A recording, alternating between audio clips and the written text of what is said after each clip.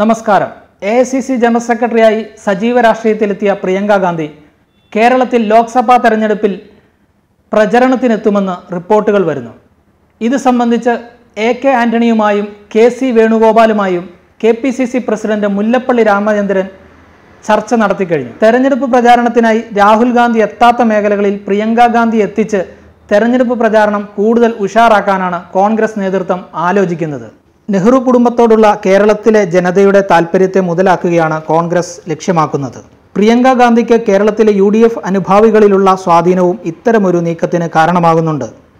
തെരഞ്ഞെടുപ്പിന് അംഗം കുറിക്കുന്നതോടെ രാഹുൽ ഗാന്ധിയുടെ റോഡ് ഷോ ഉൾപ്പെടെയുള്ള പ്രചാരണ പരിപാടികളും ഒരുക്കുന്നുണ്ട്.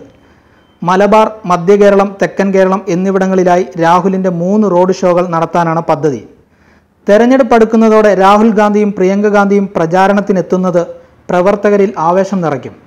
ദേശീയ തലത്തിൽ തന്നെ കോൺഗ്രസിൻ്റെ പ്രചാരണ പ്രവർത്തനങ്ങൾ നയിക്കേണ്ടതിനാൽ എല്ലായിടത്തും രാഹുൽ ഗാന്ധിക്ക് പ്രചാരണത്തിനെത്താൻ സാധിക്കില്ല.